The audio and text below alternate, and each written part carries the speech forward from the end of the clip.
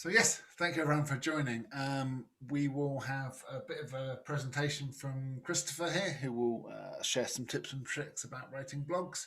And at the end, if anyone would like to go through some of their more successful or biggest failures of blogs and ask any questions of Christopher or of the rest of the group, we'll open it up to everyone. That would be really useful too. So over to you, Chris. Cool. Hello, everyone. I don't know if I've met any of you before, but yes, it's nice to see you all. So for those who don't know anything about me, I just wanted to start with sort of a bit of an introduction to my work and how long I've been a copywriter and what I've been doing. So I actually used to be a lawyer, and I changed careers at the beginning of 2014, became a freelance copywriter, and my work tends to involve mainly writing for the web. So I write a lot of websites, a lot of blogs. I do some white papers as well, case studies. I have done print brochures as well, product descriptions, sales emails, that kind of thing. I've worked in a lot of different industries, which is good. It's a lot of variety. However, the lion's share of my work in the last few years has been for technology companies. And I had a retainer with a company called Solvi, who are a field service management software company. I don't know if anyone's heard of them. I've also done some work, and this is how I know Chris. I did some work for the Atlassian partner ClearVision, and that's one of the reasons Chris hired me to write some blogs for Old Street Solutions, because I already had some knowledge of Atlassian and Jira. And then in the last year and a half, I've been working mainly with a brand and marketing agency called Focus 7, and a lot of their clients are also technology companies, not all of them, but I've worked with a cybersecurity provider, a communications surveillance provider, a physical security systems provider, so a lot of technology. And I think, even though it was sort of accidental that I fell into writing about technology, but I do enjoy it. I never would have described myself as a techie, but one of the things I like about working for tech providers is that there's often a lot of complexity and a lot of jargon that I have to break through and understand myself, and that I then have to translate into terms that the reader will understand, whether that's a consumer or another business. And I think my background as a lawyer probably helps me with this, because I often had to work with quite complicated concepts and legalese, and I then had to explain these to people who knew nothing about the law or a contract or how the court system worked. So, and also one of the things I've learned is particularly important writing for technology providers is knowing who your target audience is. So essentially you need to know who the reader is and what their level of knowledge is to know how much you then have to simplify. So for example, when I was doing some work for ClearVision, I found out all about Jira Service Desk, and I understand that that's quite a broad solution, and it's not just for ITSM, even though it uses the ITIL concepts. Its use has been expanded way beyond that.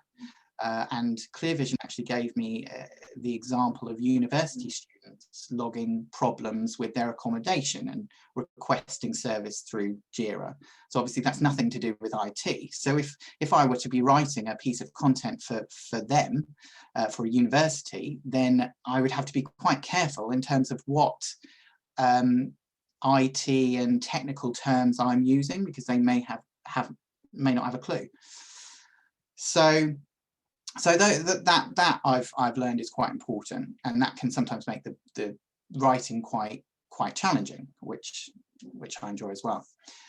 So I wanted to start with some kind of general insight into writing blogs and SEO, things I've sort of picked up over the years.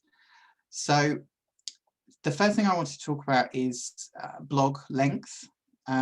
So when I started out as a copywriter, I worked with a marketing agency that had me writing keyword stuffed short form articles of about 200 words, which didn't necessarily serve any useful purpose to a reader other than just repeat promotional information that could be found in other places on the company's website. They said that this was the way to get Google to love your site and rank it higher. And it may have been back then, but it certainly isn't now. So essentially, they were giving me a Google-driven reason for writing short-form articles. There is also a human reason, which you've probably heard, that there's a lot of people who say that short-form articles are good and that these are the things you should write because web readers have the attention span of a goldfish. And that may well be true, but that's what's led a lot of people to think that short-form articles are the only way to go. However, in the last few years in particular, that advice has been changing. And I've been reading things telling me that nowadays Google will rank your site higher if you write long form articles. And I've worked with a number of clients who've said, we need articles of at least 1,000 words or 1,500 words or 2,000 words in order to rank. And there have been a lot of surveys that have been done that do show that longer articles perform better nowadays than shorter ones. I think it has changed. I think Google has picked up certain habits over the years, and now it penalizes the shorter keyword stuffed articles. That's not to say there isn't still a place for shorter form content, and I'll talk about that in a second. But generally, longer articles are performing better because they're often considered more useful and more authoritative. So they get shared more and linked to more because they've got more detail in them. But as I say, that doesn't mean there's no place for short form articles. And I think probably the issue is not how do I make my articles longer. It should be how do I make my articles more useful. So a 2,000 word article in theory is good because Google prefers longer articles, but it won't get shared or liked or linked to by other websites, which is exactly the reason Google prefers the longer articles and ranks them higher if the article isn't useful, because why would anyone share an article that's not useful? So if you can get your message across in 500 words or less, then do it. Don't pad it out to 2,000 words for the sake of it, because readers will know it and they'll click away. And no websites are going to link to it either or share it. And so that will affect your rankings, but also I think Google will track how long you spend on a page, a reader spends on a page. And if it's a really long article and they've realized that actually this is just padding and they click away before they've read very much of it at all, then Google will start realizing that that post is obviously not very useful. So what I would say is serve your audience first, Google second. Write posts long enough to get your message across, but not a word longer. And just keep in mind that longer posts perform better. So that if you do have a topic that's broad enough to write something useful and comprehensive that's over 1,500 words, then take that opportunity to write a long form post. Just don't do it for the sake of it. And then the other thing I wanted to talk about was keywords. So again, back in 2014, I was being told to place keywords or key phrases in text as often as possible, and preferably as is. So for example, if your keyword phrase is business software UK, they'd be asking me to write that phrase exactly as it is in the text as many times as possible. This is definitely no longer the advice. Now you should never keyword stuff your articles, and a too high keyword density will come off as spammy and Google will realize it and it'll negatively affect your rankings. The general rule is that your primary keyword or key phrase should appear once every 100 to 150 words. So in a 1,000-word article, you'd be repeating your keyword 7 to 10 times. Also, you should try and use your keyword, if possible, in the first sentence or in the first paragraph of the text, because this is what Google scrutinizes. However, only do it if you can, and don't sacrifice the text's quality. So again, it's reader first, Google second.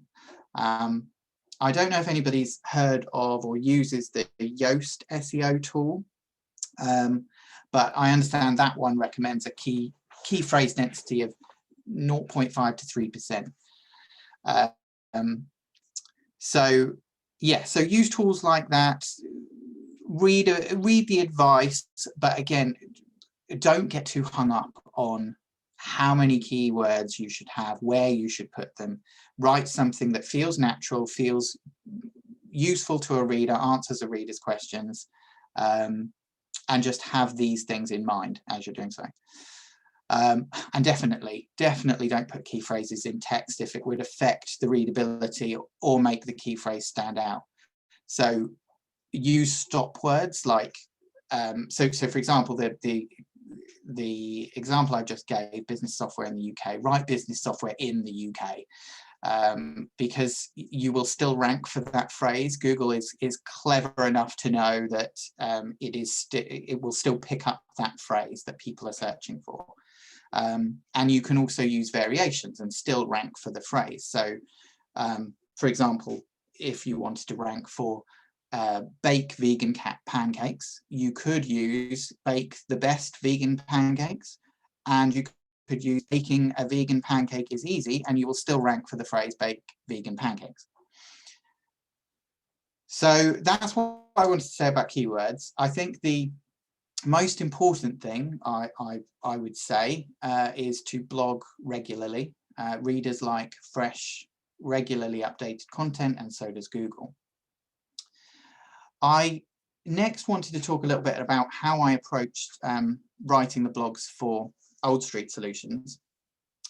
So a few things I sought to keep in mind was, firstly, the target audience. As I said earlier, this is really important, particularly when writing about technology. So you need to know how much technical knowledge of the software or the technology the reader is going to have. And when I started working with Old Street Solutions, Chris told me that the blogs that I'd be writing for them would be for non-technical teams, and it would be about furthering Old Street's goals of simplifying the Atlassian toolset for those non-technical teams. And he said that the audience might be a project manager or a scrum master or a department head, or it might be a non-technical team like marketing or HR who are using Jira. And he also said that the typical reader would be newish to Jira and may only understand the absolute basics of it. And if you're writing for technology providers, before you start writing, these are the sorts of questions that are important to ask, because you need to know how much your reader already knows or doesn't. And I can't tell you how many tech companies I've worked with who have already produced content that is so full of jargon and tech speak and acronyms, it's almost unreadable. But they just assume their readers will understand. And I totally understand why, because they use these terms every day and their meaning has become obvious to them. But the thing is, tech providers are often writing for what I would call as lay people who don't understand these terms and know nothing about the technology, but also are not really interested in knowing about how the technology works. All they want to know is what the technology does for them. I suppose we're in the features and benefits territory here. As a copywriter who's trying to persuade people to buy something or persuade people to a point of view, I have to write in benefits-driven language, because that is what I know the reader will want. But obviously tech providers want to talk about how great their software is and how it does this and does that and has this feature and that feature. But the reader isn't going to be interested in any of that. They just want to know that they want to know what it does for them. They don't want to know how it works. And I remember I did an article for Samsung once, and it was about a new line of TVs, and I actually went to their factory and spoke to all of their technical people about how this TV works. And I felt like I needed a translator during that meeting, and I had to get them to step back and break everything down for me, because they were obviously writing for a consumer who, I mean, there might be some consumers who really know their stuff about TVs, and they know how all the bits and pieces work and what to look for in their picture quality and their sound quality. But I imagine most consumers will not.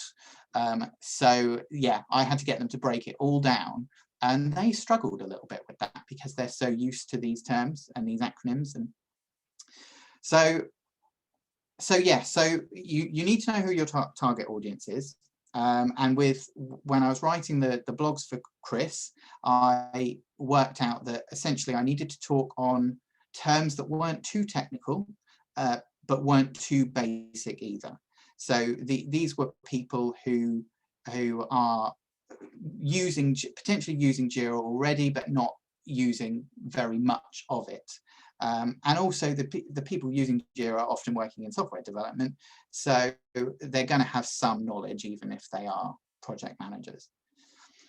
And then the next thing I needed to consider was how different to make the article from what is already out there. So originality, I would say, and is originality important when you're writing blogs in this arena? But I would say that the question is not really how original should it be. It should be about its usefulness. How useful is it? So a lot of the clients that I've worked with tend to give me topic ideas or suggested titles for blogs, and then I have to go away and I do some research, and that's as I did for Chris. And now if you're researching on the web, you're basically looking for existing content that you can put a new angle on. And in a way, blogging is about regurgitating what's already out there in a new way. However, that new way is important. So you shouldn't just find one article and then rewrite it in your house style. Because if you cover all the same points another article has, then it's not original, but that's not the main problem. It's not useful because there's already an article that does all of that. So try and take useful bits from multiple articles. And if there's one article that doesn't cover something relevant to your topic, but another does, then pull them together. When I've written blogs, I like to have at least 2 or 3 articles or more to use as a basis, and I cherry pick certain bits to make a slightly different point to what has already been made. And that's the other thing. You should try and answer a slightly different question to what the other articles are answering. Again, you make it more original, and by extension, you make it more useful. And even better is when the article content comes directly from the client. So it's then something that hasn't been covered in other content. So for example, during my research for Old Street Solutions, I found some information about Jira wallboards and how you can turn any dashboard into a wallboard on a TV screen, and then it acts as an information radiator for co-located teams. But of course, since COVID hit, all co-located teams have become distributed. And we're likely to see a lot of permanent remote working going forwards because the last year has shown that it works. However, there wasn't actually much out there on how to share team progress and updates like an information radiator does in an office for remote teams. So I spoke with Chris and Tom, and they advised me that they were developing a Jira dashboard iframe as an alternative to the wallboard, which would then let you embed an interactive Jira dashboard into a web page, like like your company intranet home screen, or into emails. And as a result of getting all of that information from Chris and Tom, I ended up writing a more original and by extension more useful article on a topic that hadn't yet been written about. So I would say that's the bottom line. The bottom line is usefulness. The main thing to think about when you're blogging is what questions your customers are asking, and use your blogs to answer them. Look at the problems they're having, and use your content to tell them how to solve those problems. And that extends to all industries, not just technology. And I think that's kind of what I wanted to share, really. So I think if anybody's got any questions, then I'd be happy to answer them. And if anyone wants to share their own experiences of blogging and their own insights and how they approach it, then yeah, I think this would probably be a good point.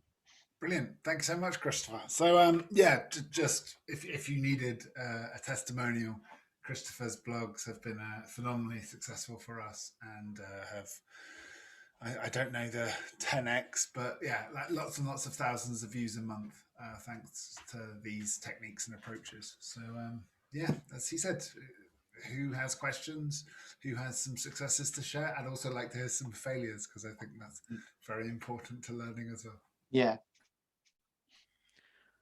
Chris, thanks a lot for sharing your experience. It's really valuable. I wrote down a lot of things. However, it's all about internal stuff, about internal SEO, let's say, yeah, about having proper structure, proper text, useful content. But do you do anything to distribute this content, to get some backlinks to it or something like this? Maybe some specific action tactics for this? I guess that doesn't.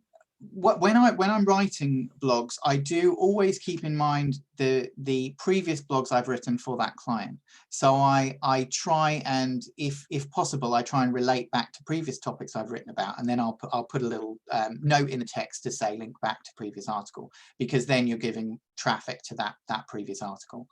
I think for external links, like I might be able to fill that one, if you don't mind, Christopher. So, yeah, go for it. Yeah. Building on what you said, I think it kind of comes naturally from useful content. So I don't know if you've seen many of my blogs, but we do this all the time. We will recommend our competitors' apps. And I know a lot of people would never do that, but simply, I know if someone wants EasyBI, they will buy EasyBI. I can't, there's no magic words I can write to stop that from happening. If the features and functions they're looking for are done best by EasyBI, I've already lost that sale. That's fine. So I've started doing things like recommending the competitors. I don't really care, because I think it's an ever-growing pie. But yeah, the other blogs, other apps, I do it all the time. And just as I do that as a habit, I find it's then quite easy when I have the partnership meetings like this to be like, oh, like I mentioned your app, would you mind mentioning my app there maybe? And so link farming becomes more natural. I know some of the websites, I think it's like Ahrefs or Moz or whatever, will recommend, you have a full-time person messaging people and asking them to link to your site. I think there's a much more natural, organic way of doing that, and that's actually being prepared to write blogs about other people, and that sort of links to what Christopher was saying about writing. There's also useful. Yeah, there's also a broader point there of if you're recommending competitors or talking about competitors, then it lends a sense of impartiality to your content, and that's quite important, because everyone hates being sold to. So if they're reading an article that is blatantly just plugging a particular brand or company or product, then they're going to see through it and they're going to be less interested. But if it's an article that's talking quite objectively about all of the possible solutions out there, then it's a way of persuading them that's quite successful next to the more advertising approach. So I got a question. Maybe it's super simple marketing, but I don't know. When you link to your product within the post, you link to the your website product page or to the marketplace listing. So you are like giving away those users, but they are directly on your listing.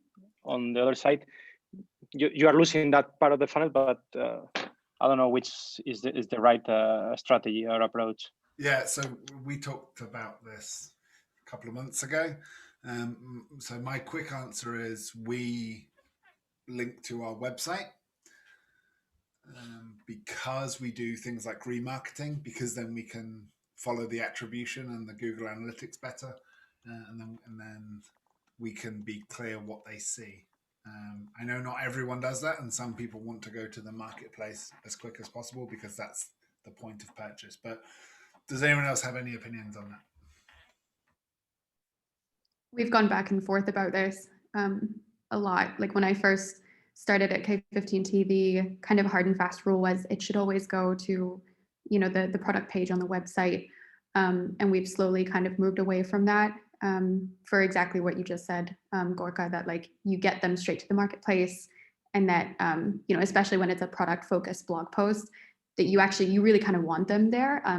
And Chris, to your point, we don't do a ton of the retargeting here. And so I think if that were to change, that we would probably also want to keep them around. But for the moment, if it's a really like product focused post, we've switched to go straight to the marketplace instead.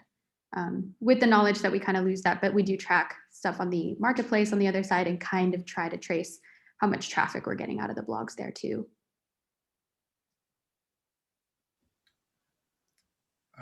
Anyone else? Yeah, in general, like in most cases, I also link to a marketplace page. Like first reason, in order to not to add any roadblocks for the user to start evaluation. And other thing, marketplace is ranking better in Google than our domain anyway. So I want to enforce marketplace page of our product for highly competitive keyword by adding backlinks from our page to it. So that's like another point for me. Yeah, good point. The one exception I'd say, if you look at the playground, automation for Jira has, custom charts for Jira has. You can't always do that on the Atlassian marketplace listing. So as Shannon said, it depends where in the funnel the content is. If it's like buy now content, then maybe you've just taken to that button. But if it's try now, then maybe, as I say, if you have a demo playground environment on your website, that might be the more appropriate place to take them. As with all, there's no hard answer, and you'll have lots of debates about this with your teams. Okay, thanks. I have a question off that subject. So when you're actually writing, when you're first kind of writing for a client, and you're looking at the sort of content you might want to write, it might be very prescribed by the client, but if they gave you a kind of a bit more of a mandate to do what you thought was right, would you be having a look at their existing content and trying to plug gaps to make kind of very conformed series and I don't know if that's the right word, but so it all kind of flows throughout on the similar subject? Or would you opt instead to cast a net kind of wide and speak on more broad subjects? I mean, I definitely would look back at their, unless it's a brand new blog that's starting up, I would look back at their existing content and see if, but I would probably look at their whole website, find out about them, what they offer, what their products are, and I would then possibly look at some of their competitors, what they're writing about, and more broadly at the industry. And then once I've got an understanding of the industry and what the consumer gets, whether that's an actual consumer or another business, if they're B2B, then I can potentially find gaps in what they could be writing about. So yeah, so that's normally the approach that I would take. I mean, when I worked for a Solvay, they very much left me to my own devices. There was no real sort of marketing plan or strategy in place. So I knew that I needed to write blogs for them. And occasionally they might give me a few ideas, but very rarely. A lot of the time they were just telling me to look at their industry news site that they used quite a lot, and all their competitors use to publish press releases and things through.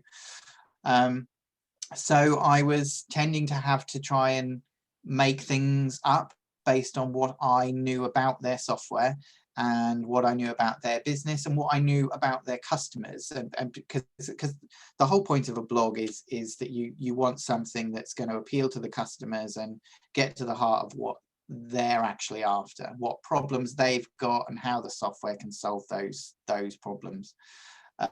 So those would be the questions that I would ask the client, and then I would go away and try and fill that out with my own research.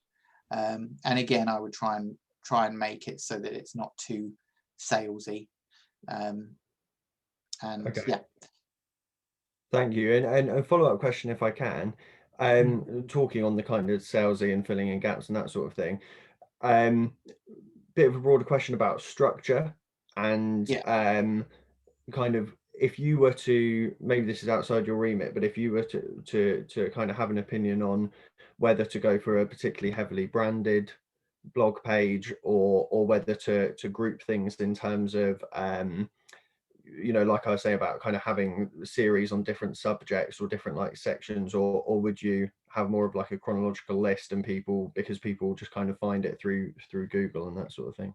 I mean, it's not as much my remit, but then when I've worked with clients where we've been sort of building their website either from scratch or we've been overhauling an existing website, I have made recommendations for having like a resources section whereby you split certain things up, and because readers like a mix of content, and they like things to be organized, and so I think what there definitely is an advantage to having a blog separated into categories, and you can categorize blogs in the back end of most websites. Yeah, I mean, it's not something I get involved in so much, but also when I have written before series articles, so articles that have been divided into different parts. And again, the advantage of that is that you can engage people for longer, and you can link back to the previous article. Should we open it up a bit? Does anyone else have any thoughts or successes in that area? Does anyone think blogs should be branded very clearly, like your logo everywhere, or whitelisted? We're actually having a conversation right now about like updating our blog article view, and that came up as like how much more branding do we want to insert into the actual posts versus like whether we just keep it to sort of like the share details. And we have like a blog overview. I don't know if this fits to this structure topic, but we have a blog overview that actually like we used to have kind of a chronological approach to this, and a couple years ago when we did our redesign, we completely changed it so that we can manually go in and swap out the content. We've got kind of like these little cards where I think we can show, Gabriel, I'm like forgetting how many, but it's like about 15 posts on this overview. And like once a month or so, we'll go in and swap out blog posts. Sometimes they're much older, but if they're still evergreen, relevant content, that way, if people are coming back or, you know, they go to this, like if they go to an article and then end up further up on the website, that they can tell that we have a lot more content than maybe what is just recommended within the actual article. We do also have categories. I think we have 6 categories at the moment. We try to stay pretty strict about sort of what we're writing in each of those categories as well. It definitely helps. It definitely helps. But I guess from like a content strategy, we've also realized that kind of focusing on fewer categories is also more beneficial for us. We're trying to get a little bit more niche with the topics that we're writing about. Too many things isn't necessarily that easy to scale. So yeah, that's kind of like our situation right now. I mean, I have worked, I guess this goes back to the objectivity thing. I have worked with some clients that have, they run their blogs through what look like a more general like news site or a site that's more generally about the industry. And the advantage of that is that it doesn't look to the reader like there's anybody invested in selling anything here, and that they are just providing useful information. And Chris, your reports for Jira site kind of follows that model, because you're not trying to sell old street solutions. You're honest. Well, you are, but it doesn't look like you are. So it's much more subtle selling, and then you can write these articles that then make more subtle references to your product, and do it at appropriate times. Don't shoehorn in references. I mean, the simple thing is, how often do you find yourself reading sales brochures? That is how much time you should spend writing them.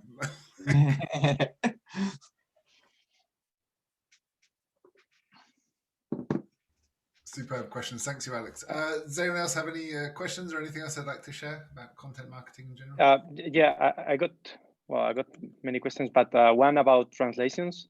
When or if you translate to another language, you just do the translation, or whoever does it, or you kind of rewrite, because maybe Google also penalize if you just do the translation, straight translation, or you start, I don't know, moving around paragraphs, or I don't know.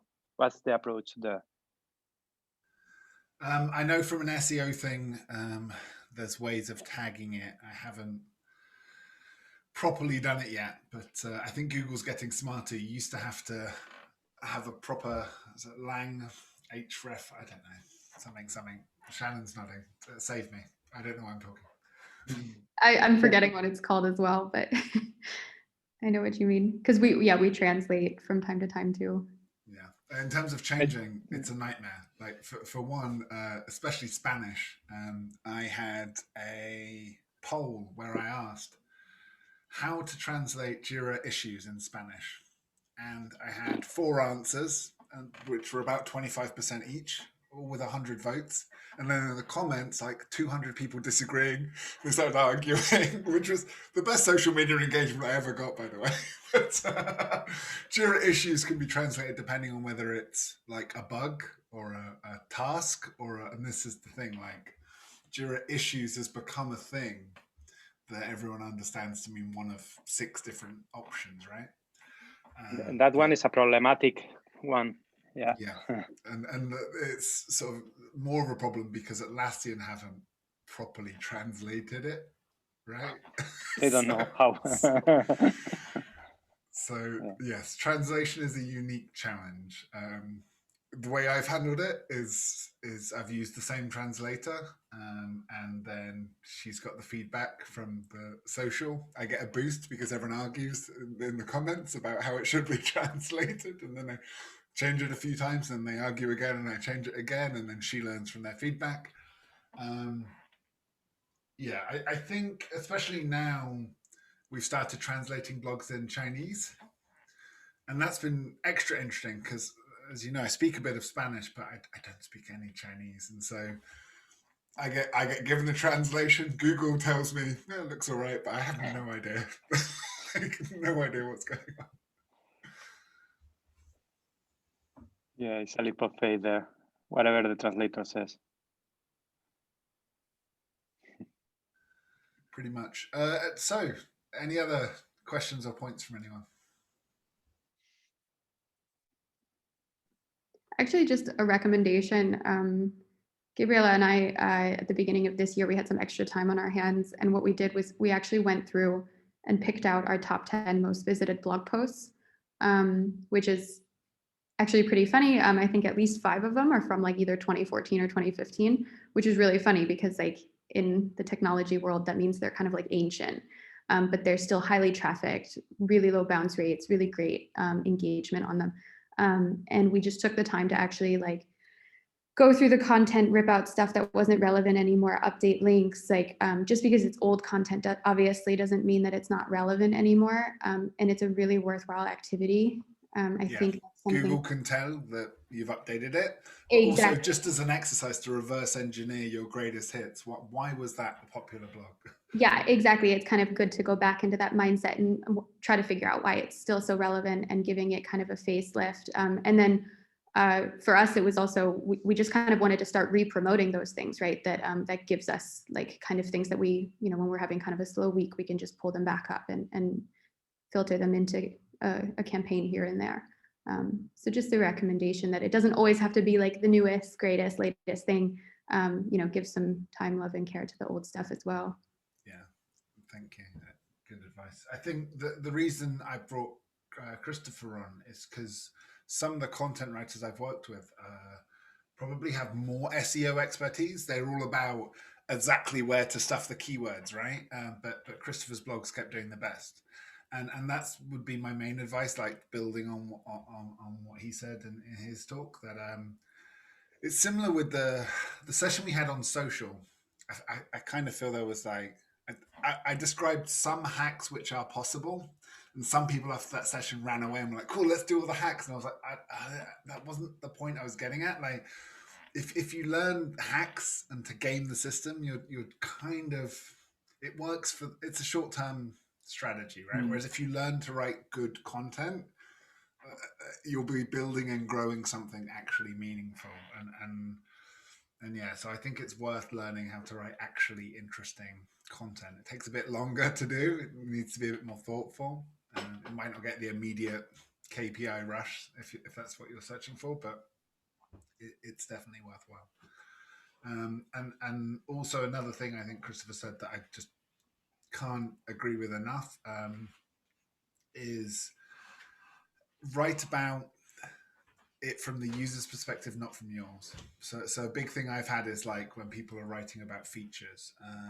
So custom charts, you can show the reports anywhere now. And to do that, you use user impersonation. So you tell the back end of Jira, show this report as if the admin's viewing it, even if they don't have those permissions, right? Again, I can see like people's faces glazing over. That's the point. The technical work that goes into making that feature possible, no one cares about, and it's not what they'll be searching for, and it's not what they want to read about. From their perspective, they just want, how do I share my report? That's it. And very often we write reports with the title being the name of the feature, but the user didn't name it that. Your team did. Like what does, and 9 times out of 10, I think SEO comes down to people aren't searching for your app. They're searching to do it in Jira. They're searching for, how do I do this in Jira? That's what they want, really. They wish Jira did it out of the box. Now, we're all in business because Jira won't anytime soon. Keep that in mind, right? Like, they're searching for how to do it in Jira. That should be your focus, helping people do it in Jira.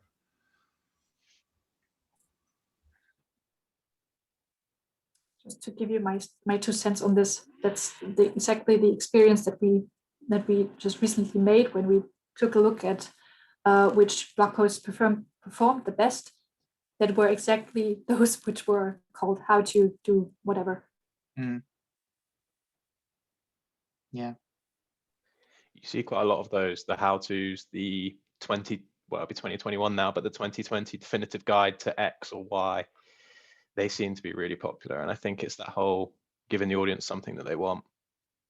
The other question I just throw into the mix, just because we've got a new blog site, so we're just building up the traffic, and appreciate there's people in here that have high traffic to their blogs, etc. But where does the community fit in this? Because I have seen some examples of not cross-posting, but similar topics in both places. Obviously, the community is a captive audience that you've got there, who are looking for things, whether that's under Jira or Confluence. So just interested in what people think on that one.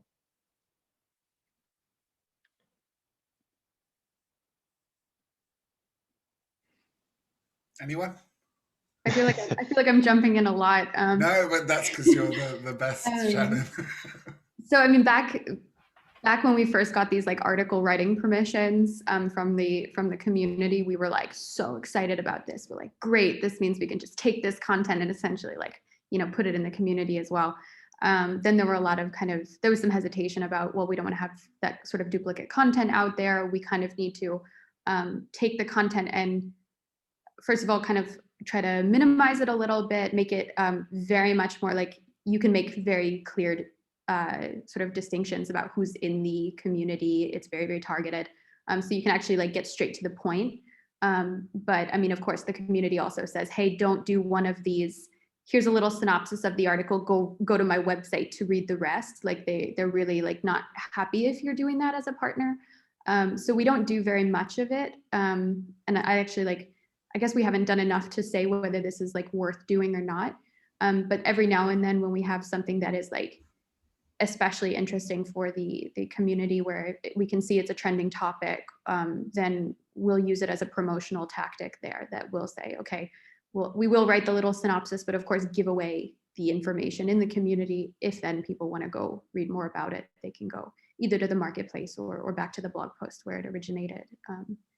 But yeah, worth trying out. I would be very interested to see how much success other people have had with that.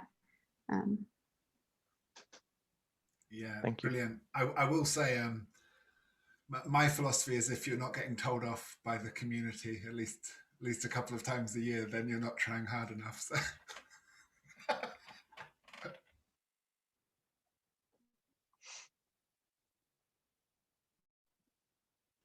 Yeah, I guess that would be the theory, right? Like, and it comes down to, you said like a 2014 blog doing so well. That's where I struggle. And that's where I've had a big argument with the community leaders, because I'm like, they're like, why are you necro posting? I'm like, because if I search for the name of my app, your 5-year-old blog is the first result on Google. So why wouldn't I comment on that? Like, I'm going to, sorry, but until you, yeah, like as long as that keeps happening, we're going to keep having this argument. Sorry. Yeah, I suppose in theory, the best way would be to give a bit of information, like the snippet, and then send information to your blog. But as Shannon said, officially that's frowned upon. I do know that the latest Google update, things change. So no follow links used to be a thing. And posting on places like Medium used to be really bad SEO practice because you're just building Medium's rankings instead of your own. But Google started ignoring no follow. So it's less of an issue than it used to be. Cool, thanks. But in general, in Medium, you have this setting to like add rel canonical link to your original blog post. However, when I do this, my Medium blog posts then don't have any exposure at all. Right. So if you do that, Medium turns the volume down on you. Yeah, fair enough. The one piece of advice I will give is that LinkedIn articles are trash. I don't know why, but LinkedIn doesn't want people to see your articles. It's a dead end of a feature. And the best place to hide a blog is a LinkedIn article. I've had 200 people read a really well-written article, and it's like, no. For some reason, it's just not the place to post it. You can post a little post and then link to the article in the comments. That works. That'll trick.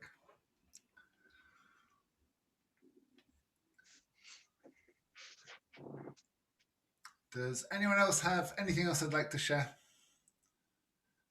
And any nightmare stories? Has anyone been downvoted by Google? Had to build a new website? If I could, one more hard enough. Sorry, Alex. if I could, one more for Christopher. You were mentioning earlier about you know, a kind of a bit of science of putting it, you know, the keywords in the right place based on, you know, the and how that changes throughout time. But when you are actually writing an article, kind of how much of it is art, how much of it is science, how do you kind of approach writing? I mean, I approach writing probably with about 90% art, 10% science. I think I always, you know, I have to follow what my clients ask me to do in terms of typically I'm just asked to put in certain keywords. I'm actually rarely asked to do it with blogs.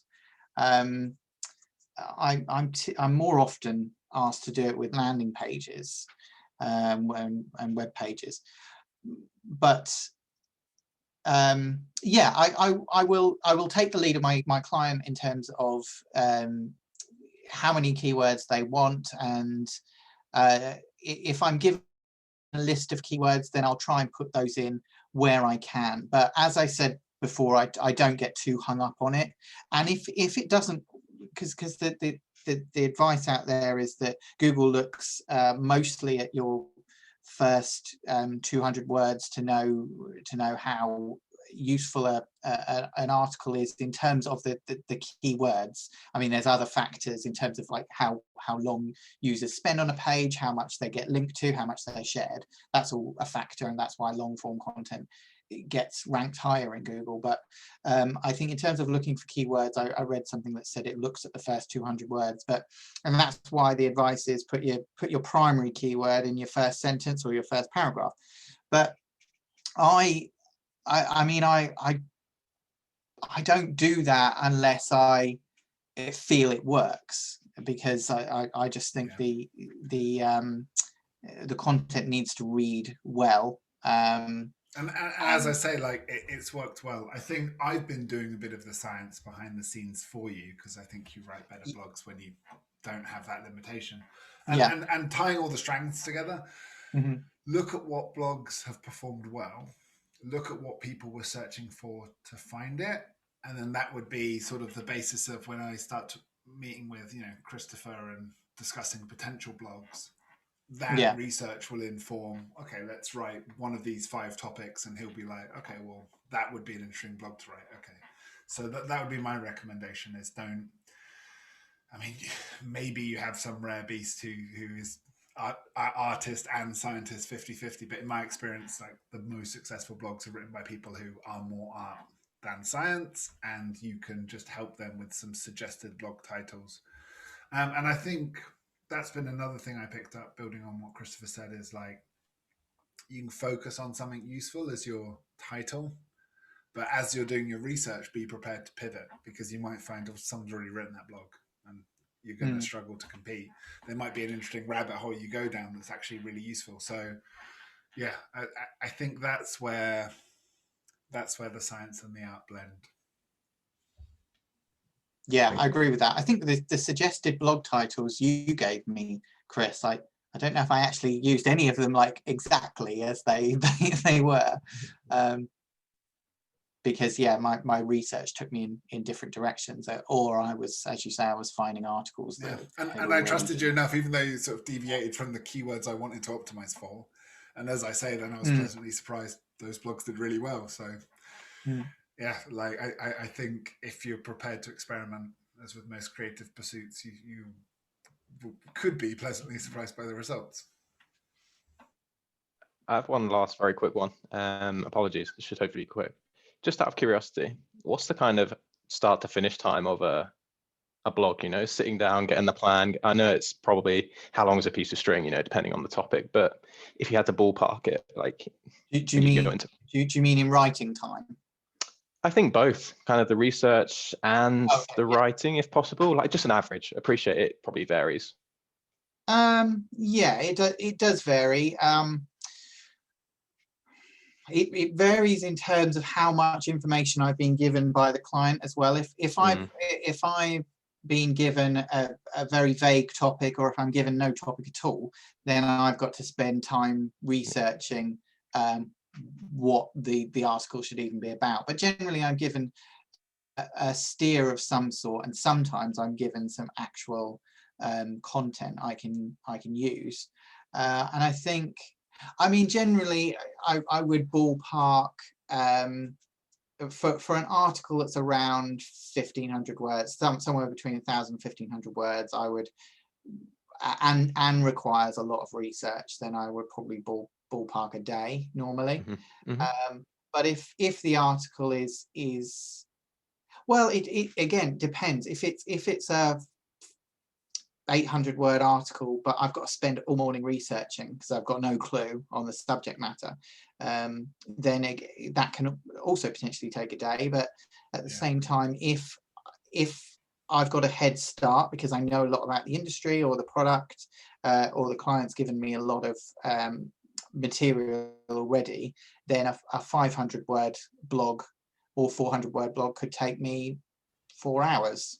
Yeah, I'd say Christopher's quicker than most. The slowest blogs, and I'm acutely aware of this because I've started paying by the hour content writers. So I have a spreadsheet, and the slowest are when you ask someone to review someone's blog, and it's often, if it's a technical person with a background as a Jira admin, they will actually want to install the app on a production instance. Whereas a non-technical person will just copy the screenshots from the marketplace and then write vague stuff. So some of the slowest blogs I've ever commissioned will be an actual technical person who will want to dig down, play around, and take their own screenshots of what they're actually doing, which has a time and a place as well. But yeah, I mean, the reason I'd recommend anyone to work with Christopher is he's one of the quickest I've worked with, and his results are phenomenal. Yeah, I mean, in terms of the blogs that I've written for you, Chris, I think they were typically varying between a day for one blog or a day for doing 2 blogs. So if I had a head start on the material, or perhaps I'd already done the research for a different blog and I'd sort of parked that and was going to use it later, then there were a few times where I did 2 blogs in the day's work that I had. So yeah, it does vary. No, I appreciate that. Thank you. Guys, it is a huge topic that we won't have time to finish off in an hour, but I really appreciate all your thoughts, and yeah, let's keep the conversation going. Let's keep sharing things. I do have a hard start now. I can see that the person I'm about to interview is waiting to join this Zoom room. I'm not very good at Zoom room administration, apologies. I'm going to have to kick you all out. But thank you so much. Thanks for organising. Let's do it again soon, yeah? About this time next month? Thank you, Chris, yes. Thanks for organising. Take care, everyone. Thank you very much, Christopher. Thank you, Chris. Bye-bye. Thank you. Nice to meet you. Bye bye. Hey. Bye.